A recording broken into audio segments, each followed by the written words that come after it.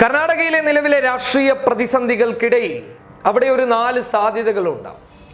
ആ സാധ്യതകൾ കോൺഗ്രസ് JDS-നും മുൻതൂക്കം കൊടുക്കുന്നുണ്ട്, BJP-ക്കും മുൻതൂക്കം നൽകുന്നുണ്ട്. ആ 4 സാധ്യതകൾ പബ്ലിക് കേരളയുടെ നിരീക്ഷണത്തിൽ ഇതൊക്കെയാണ്. ഒന്ന്, നിലവിലെ വിമത MLA-മാർ, രാജി സമർപ്പിച്ച വിമത MLA-മാർ ചില ഇടപെടലുകൾ കാരണം അതിൽ നിന്ന് 4-5 പേർ രാജി പിൻവലിച്ച് കോൺഗ്രസ് JDS സർക്കാരിന് പിന്തുണ നൽകാൻ മുന്നോട്ട് വന്നു കഴിഞ്ഞാൽ ഒരു പരിധിവരെ കോൺഗ്രസ് JDS സർക്കാരിന് അവിടെയുള്ള പ്രശ്നങ്ങൾ പരിഹരിച്ച് അധികാരത്തിലേക്ക് വീണ്ടും വരാൻ വേണ്ടി സാധിക്കും. അതല്ല എന്നുണ്ടെങ്കിൽ RB തിമ്മപ്പൂർ എന്ന കർണാടകയിലെ കോൺഗ്രസിന്റെ മന്ത്രി പറഞ്ഞതുപോലെ BJP-യിൽ നിന്നും 4-5 പേർ ഞങ്ങളുടെ കൂടെ കൂടാൻ സാധ്യതയുണ്ട്, പ്രതിസന്ധി ഘട്ടത്തിൽ അവർ ഞങ്ങളെ സഹായിക്കുമെന്ന് അദ്ദേഹം പറഞ്ഞിരുന്നു.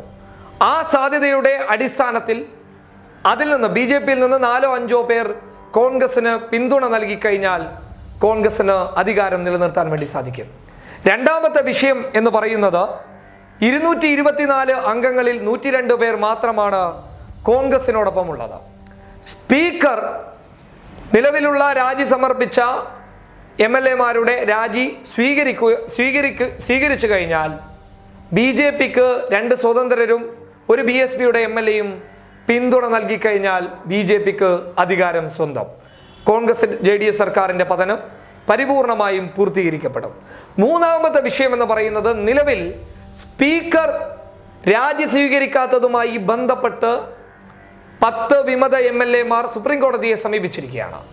ആ വിഷയത്തിൽ സുപ്രീം കോടതി ഒരു തീരുമാനം കൈക്കൊണ്ട് കഴിഞ്ഞാൽ, അതായത് സുപ്രീം കോടതി ആ വിഷയം വ്യാഴാഴ്ചയാണ് പരിഗണിക്കാൻ വെച്ചിരിക്കുന്നത്. അതുകൊണ്ട് തന്നെ സുപ്രീം കോടതി ആ വിഷയത്തിൽ ഒരു തീരുമാനമെടുക്കുന്നു. സ്പീക്കർ അവരുടെ രാജി വിഷയത്തിൽ കൃത്യമായ ഇടപെടൽ നടത്തണമെന്ന് പറഞ്ഞു കഴിഞ്ഞാലും കോൺഗ്രസ് JDS സർക്കാരിന് അതൊരു വലിയ തിരിച്ചടി തന്നെയാണ്. നാലാമത്തെ വിഷയം അങ്ങോട്ടുമില്ല ഇങ്ങോട്ടുമില്ല, അതായത് രാജി സ്പീക്കർ സ്വീകരിക്കുകയും എന്നാൽ BJP-ക്ക് പിന്തുണ നൽകാമെന്ന് പറഞ്ഞ 2 സ്വതന്ത്രരും BSP-യുടെയും MLA-മാർ അവർ BJP-യെ പറ്റിക്കുകയും പിന്തുണ നൽകില്ല എന്ന് പറഞ്ഞുകൊണ്ട് മാറി നിൽക്കുകയും ചെയ്തു കഴിഞ്ഞാൽ ഗവർണർ രാഷ്ട്രപതി ഭരണത്തിന് ശുപാർശ ചെയ്യും. അങ്ങനെ രാഷ്ട്രപതി ഭരണത്തിന് ശുപാർശ ചെയ്തു കഴിഞ്ഞാൽ അടുത്ത തിരഞ്ഞെടുപ്പ് വരെ അവിടെ കുമാരസ്വാമി മുഖ്യമന്ത്രിയായി തുടരുകയും ചെയ്യും. അങ്ങനെ ഒരു അവസാന ട്വിസ്റ്റ് നടക്കാനും സാധ്യതയുണ്ട്. എന്ത് പറഞ്ഞാലും കോൺഗ്രസ് JDS സർക്കാരിന് സാധ്യതകൾ മങ്ങിയിട്ടില്ല. ഇനിയും പ്രതീക്ഷകൾ അവിടെയുണ്ട് എന്നുള്ളതാണ് നിലവിലെ ഞങ്ങളുടെ ഒരു നിരീക്ഷണത്തിൽ നിന്നും മനസ്സിലാകുന്നത്. News desk public Kerala.